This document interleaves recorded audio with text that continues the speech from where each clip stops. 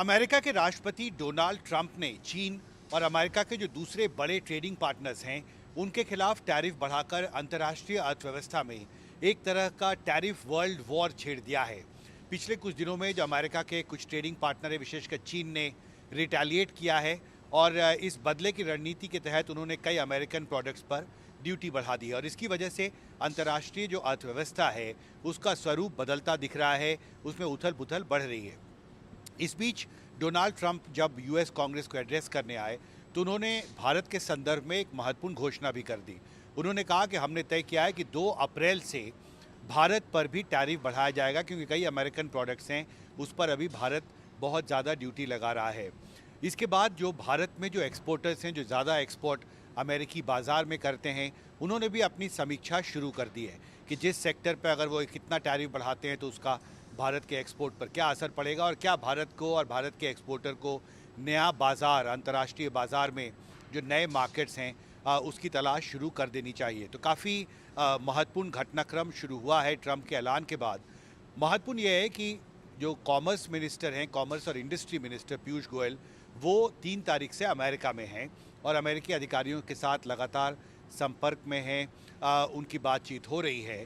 और ये ऐलान डोनाल्ड ट्रंप ने ऐसे वक्त पर किया है जब पिछले महीने ही जब वो नरेंद्र मोदी जो भारत के प्रधानमंत्री हैं उनसे मुलाकात उनकी हुई थी, तो डोनाल्ड ट्रंप और मोदी के बीच में एक समझौता हुआ था। समझौता ये था कि भारत और अमेरिका के बीच अभी जो व्यापार है वो 129 बिलियन डॉलर का है और दोनों नेताओं ने ये तय किया कि इस द्विपक्षीय व्यापार को बढ़ाकर 500 बिलियन डॉलर करना ज़रूरी है।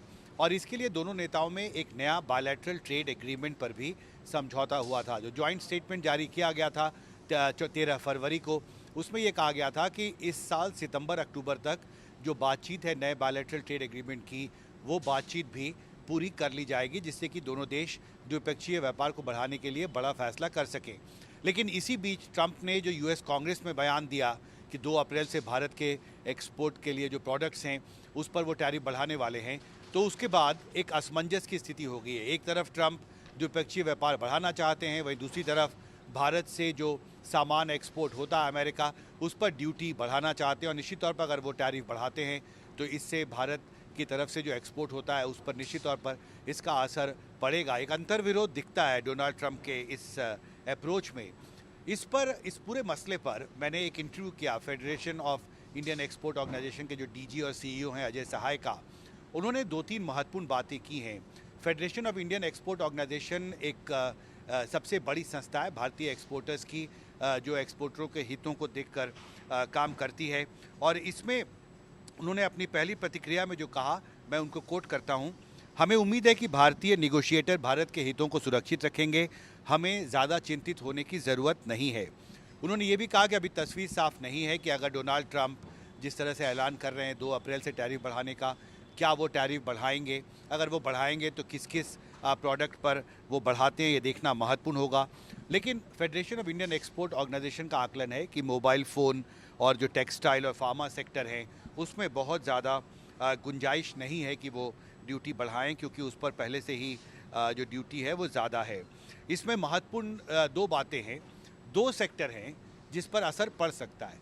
Federation of Indian Export Organisation का आकलन है कि ऑटो कंपोनेंट सेक्टर जो है, जिससे काफ़ी एक्सपोर्ट अमेरिका होता है, उसमें जो ड्यूटी डिफरेंशियल है, यानी हम जो ड्यूटी लगाते हैं अमेरिकन प्रोडक्ट पर और जो अमेरिका इंडियन ऑटो कंपोनेंट्स के एक्सपोर्ट पर जो ड्यूटी लगाता है, उसके बीच में जो अंतर है वो 23% का है। यानी इसको ड्यूटी डिफरेंशियल बोलते हैं, वो 23% यानी काफ़ी ज़्यादा है और इसलिए इनको उम्मीद है कि भारत के जो एक्सपोर्टर्स हैं उनको ये लगता है कि शायद ट्रंप ऑटो कंपोनेंट के एक्सपोर्ट्स पर ड्यूटी बढ़ा सकते हैं। दूसरा जेम्स एंड ज्वेलरी सेक्टर है, इस पर अभी जो ड्यूटी डिफरेंशियल है, यानी जो ड्यूटी में अंतर है, भारत जो ड्यूटी लगाता है American James and jewellery product पर और अमेरिका जो ड्यूटी लगाता है इन प्रोडक्ट्स पर, उसमें जो डिफरेंशियल है वो 13% का है। तो ये भी एक सेक्टर है जो प्रभावित होगा। Federation of Indian Export Organisation का यहाँ तक कहना है कि अगर टैरिफ वो बढ़ाते हैं तो सबसे ज़्यादा वैल्यू के टर्म्स में, क्योंकि सबसे ज़्यादा एक्सपोर्ट जेम्स एंड ज्वेलरी होता है, इस पर सबसे ज़्यादा असर पड़ने की संभावना है। और अब खबर है कि जेम्स एंड ज्वेलरी जो एसोसिएशन है उसके बड़े अधिकारी अमेरिका जाने की तैयारी कर रहे हैं अपना पक्ष को रखने के लिए। साथ में अजय सहाय ये भी कह रहे हैं, और जो मुझे लगता है बहुत महत्वपूर्ण है, कि भारत से जो ज़्यादातर गुड्स जो एक्सपोर्ट होते हैं अमेरिका, उसमें अमेरिका में उनकी मैन्युफैक्चरिंग ज़्यादा नहीं होती। यानी अमेरिकन कंपनीज़ ने बहुत ज़्यादा निवेश मैन्युफैक्चरिंग में उन सेक्टर्स पर नहीं किया है, और इसलिए मैन्युफैक्चरिंग कंपनियां जो अमेरिका में हैं उनको कोई खतरा नहीं भारत के एक्सपोर्ट से। हो सकता है हमें कुछ अमेरिकन प्रोडक्ट्स पर ड्यूटीज़ जो हैं, इंपोर्ट ड्यूटीज़ घटाना पड़े, हमें यूएस के साथ निगोशिएट करना पड़ेगा, उन्हें कुछ ज़्यादा मार्केट एक्सेस करना पड़ेगा। और वो ये भी कह रहे हैं कि एक निगोशिएटिंग टैक्टिक भी हो सकती है। डोनाल्ड ट्रंप का जो ये बयान है कि वो 2 अप्रैल से भारत के एक्सपोर्ट प्रोडक्ट्स पर टैरिफ बढ़ाएंगे, ये एक दबाव बनाने की कोशिश भी भारत पर हो सकती है, क्योंकि बायलैटरल ट्रेड एग्रीमेंट जो है उस पर अभी बातचीत शुरू होने वाली है। दूसरी महत्वपूर्ण बात जो फियो की तरफ से कही गई है कि 175 ऐसे टैरिफ लाइंस हैं जिसमें भारत, अमेरिका और चीन के बीच बहुत ज़्यादा ट्रेडिंग होती है। और अगर अमेरिका, और जिस तरह से अमेरिका ने, ट्रंप प्रशासन ने चीन पर ड्यूटी बढ़ाया है, तो ये भारत के एक्सपोर्ट ऑर्गेनाइजेशन का ये एक आकलन है कि इससे करीब 238 बिलियन डॉलर का जो व्यापार है अब वो प्रभावित हो सकता है।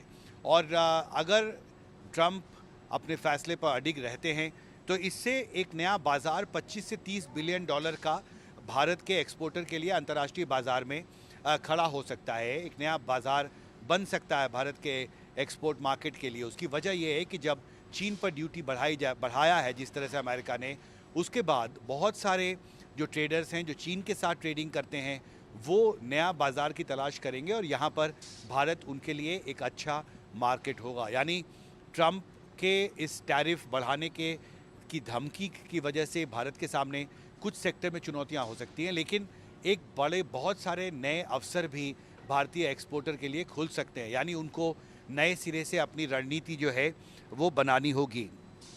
जहाँ तक टेक्सटाइल का सवाल है, कॉटन और जो टेक्सटाइल फैब्रिक है उसके एक्सपोर्ट पर अभी अमेरिका में पहले से ही जो टैरिफ है वो 8% से 32% तक है, यानी काफ़ी ज़्यादा है। और जो अपैरल एक्सपोर्टर्स हैं भारत के, उनका ये मानना है कि क्योंकि टैरिफ पहले से ही काफ़ी ज़्यादा है तो इसमें बहुत ज़्यादा गुंजाइश नहीं है।